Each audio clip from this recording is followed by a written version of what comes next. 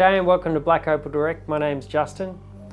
I've got this piece today. It's called Seam Opal and it's from Lightning Ridge. It's 300 carats and it has some beautiful colour hidden inside. I think so anyway, because there's a little chip just on the edge right here that's showing some decent colour.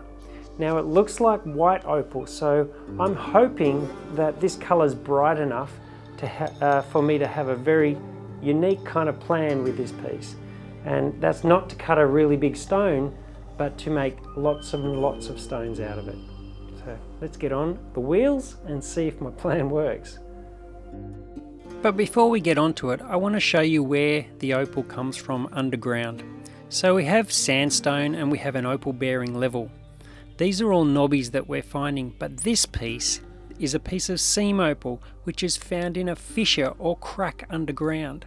So unlike knobbies in the opal bearing level, the seam opal sits in a fault line in the opal bearing level, and it takes the formation of that crack underground. Alright, 300 carats. Now it is, the light's quite bright on it. Let's take that light away.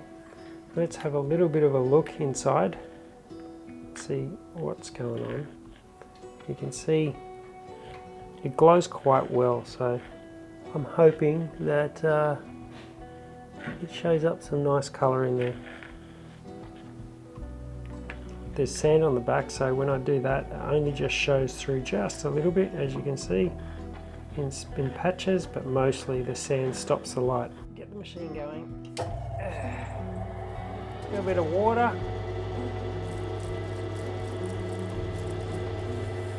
And just going to clean up the skin off the top, try and get that colour there to show through. It does look like it's quite nice there actually. This could be better than I thought. In just the two times I've touched the wheel. Wow. Holy dooly. That's some very nice colour right across the top. Wow.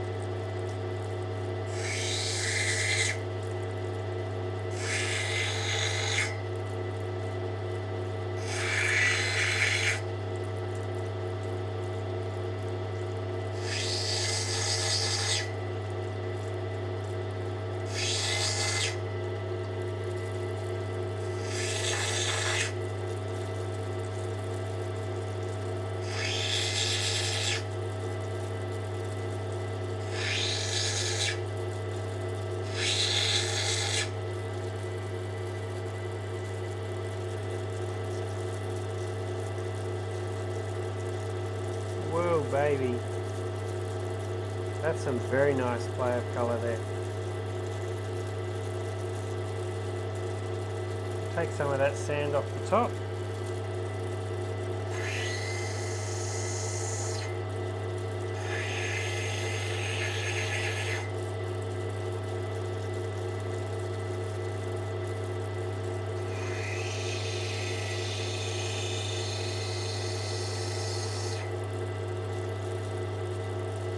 This would probably be quicker on the rougher wheel.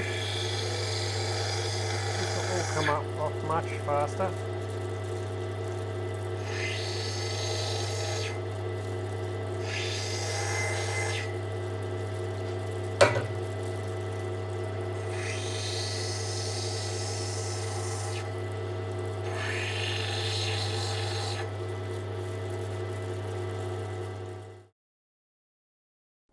On the top of this piece, when I took the skin off, the colour came really nice. Let me know in the comments what you would do to this piece. Pause the video right now and let me know, because I'm about to tell you. So what I'm thinking of doing is, because the colour is really nice here, and we've got this resealed crack, it goes right around, right through here, right around, and so if I do any kind of a gem, that line's going to be in the way. So I'm thinking of slicing it right through there, maybe on a bit of an angle, and then working on this color. But before I do that, I think I might, I'd like to see what this color looks like facing that way. So I'm going to take 2 little slices off the end there and see how crystally it becomes and what the pattern looks like, because if that turns out really nice, we could slice a whole bunch of stones on the side that would be a matching set, and that would be pretty incredible because it's very hard to find matching sets nowadays. By taking some slices on the edge really gives me a good indication of whether the colour faces like it does where I've faced the opal. I want to make sure I cover all my bases so that I get the best out of this piece. And it doesn't look good. One more slice to make sure, but I do believe the best colour I've already found.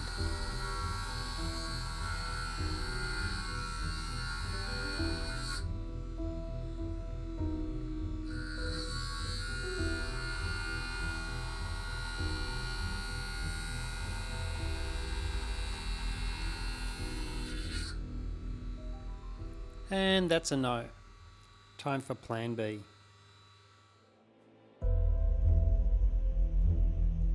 I can see that the grey line right in the middle goes right through the whole piece. So it's pretty safe to say that I could slice my way right through that without wasting any really good colour. I hope I'm right.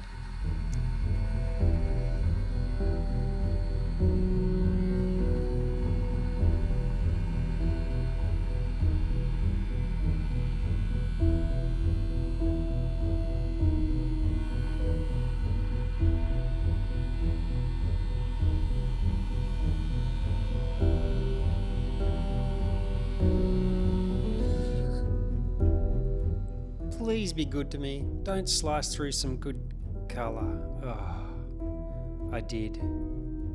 But really, what comes next, I didn't expect to work in my favour so well.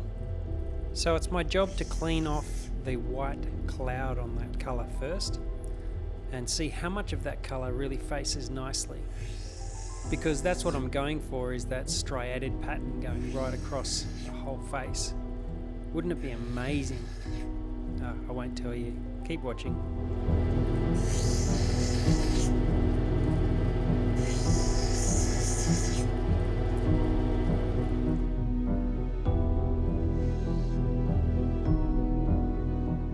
So interesting what I just did. I sliced along that line there. But what's happened is if I grab the gem torch and we shine into there, you can see that there's an actual natural crack that's been there the whole time that travels along or just beside the old fused crack. Very hard to see, and we might be able to see it with the other camera, but that was a perfect slice. I couldn't have done that any better with that actual natural crack sitting in there. It's just sitting on that side of the potch. I'm just going to do what boulder people do and just give it a little tap and see if it pops out.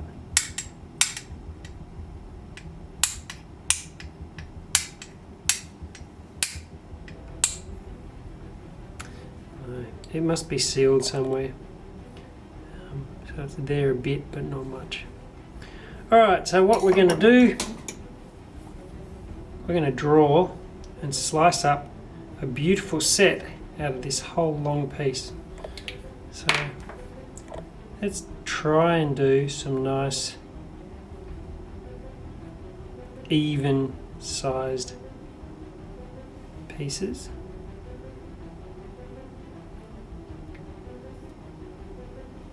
One, two, three, four,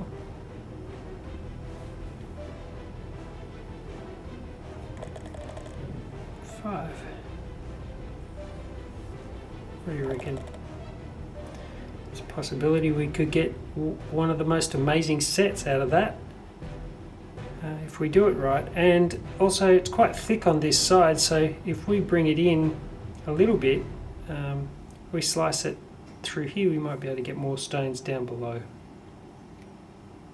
So let's have a play and see what happens. I'm really not sure what I'm about to do is the right thing. It's a really nice large piece of opal, which probably could be made into something nice, but here I am, slicing it up into pieces. Let me know if you think I've made a mistake. Usually every video someone tells me I've messed up.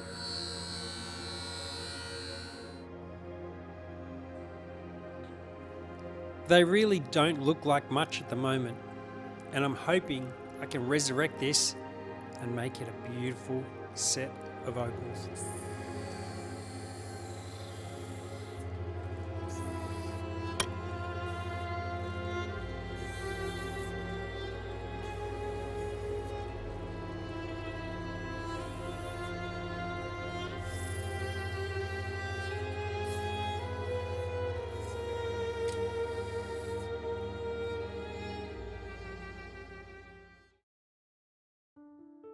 Well, I think many of you had your doubts, but I think that paid off.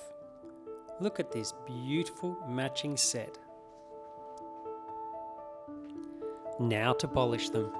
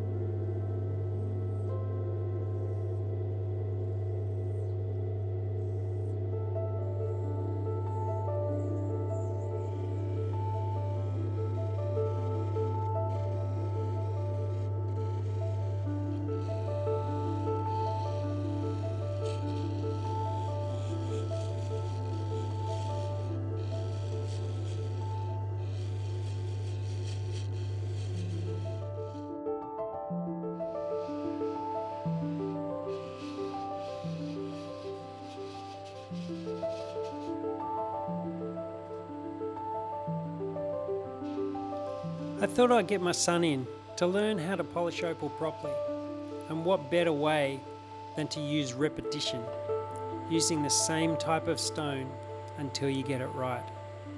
He's doing really well under the guidance of myself and enjoying it immensely.